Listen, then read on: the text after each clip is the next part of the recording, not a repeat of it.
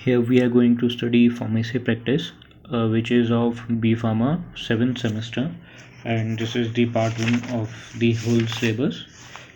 In this, we are going to study about hospital and its organization, which is the very first unit according to the PCI syllabus. In this, we will be studying about the definition of hospital, classification of hospital based on primary, secondary, and tertiary basis, classification based on clinical and non-clinical basis, and organization structure of a hospital and medicinal staff involved in the hospital and their function. Now, what is the definition of a hospital? Hospital definition can be different according to the different person, but the basic definition which we can say is a hospital is an institute which provide medical and surgical treatment and nursing care for the sick or injured people. For some, what we can say is hospital is a very complex part of the ecosystem and like that. Now, what are the main functions of hospital? There are many functions of the hospital, but there are very few which we can correlate at present. They are as follows: diagnosis and treatment of a disease, patient care, education and training, research and wellness. As we all know, diagnosis and treatment of a disease means that the patient is diagnosed with a disease and a treatment is given to a patient. Patient care means it involves both many options like OPD, day in day out patients, etc., where patients are admitted or patients are given all sort of treatments. Education and training means some hospitals are involved in education sector also, that is they have a medical college attached to them. They provide practicals for the students and all those things. There are some research institutes also which run their hospitals also, so that they can conduct the research on the patient. For example, Tata Cancer Hospital, it is also a research center that is situated in Mumbai, and many more. And wellness. Now, there are various classifications according to which the hospital is classified. They are clinical hospitals, non-clinical hospitals, medicinal based hospitals, and many more. So now we are going to study about the very first classification, that is clinical hospital. This classification is based on the diagnosis and treatment which is given to the patient, and this can also be further subdivided, that is medicine based hospital, surgery based hospital, pediatric hospital, etc. Medicine based hospital means where only medications are given, no any surgery or no any operations are done.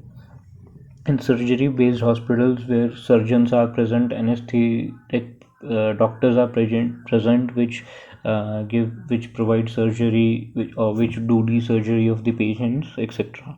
Pediatric hospital means only where child care services are provided, like child care hospitals, etc. The second classification is non-clinical hospital. Basically, non-clinical hospitals can be divided into two categories, that is public ownership and private ownership. And in public ownership also, it can be divided into further categories, that is some hospitals which are owned by the central government, some hospitals are owned by the state government, or some hospitals are owned by the local government, local bodies.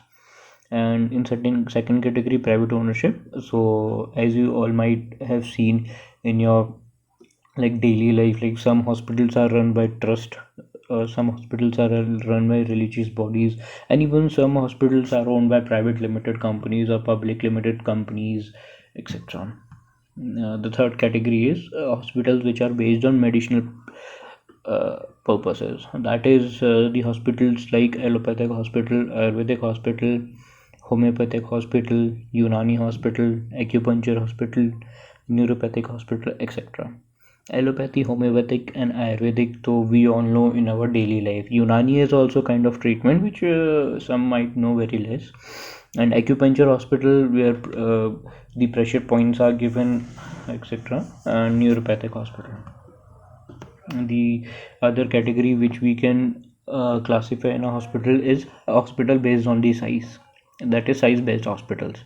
So in size based hospitals, there are structures according to the number of beds in the hospital, that is for the inpatients who are admitted, who are or who is going to be admitted in the hospital. Large hospitals which have more than 1000 or nearly 1000 beds, and medium-sized hospitals are where the beds are between 500 to 1000, and small category hospitals are known which have less than 500 beds or something like that, and very small hospitals which has very few beds, even less than 100 or something like that. So the fifth category of hospital is cost-based hospital. So cost-based hospitals, that is, the all those hospitals are same, but according to the cost, the facilities are a little bit different. For example, as we can see, they are classified into basically four categories. That is elite hospitals, budget hospitals, private hospital or nursing homes, or teaching hospitals. In elite hospitals, there are extra services are provided apart from the healthcare services, like they have very high room rates. They have the deluxe room which are equipped with many facilities like refrigerator, telephone, etc., and they behave like five-star hospital, or they are rated five-star according to their facilities. In budget hospitals, which we have our in our which we basically go to in our daily life, budget hospitals, where that is the civil hospitals, the corporate hospitals near our society or something like that, which with budget friendly services are provided. In private hospitals or nursing homes, these hospitals are generally are in big towns. In nursing homes, they are run by some team of doctors or something like that, and in these kind of hospitals, even sometimes surgery are also done. And in teaching hospitals, like as we all know, like medical colleges and something, where a college is attached to a hospital which provides healthcare and education at the same time.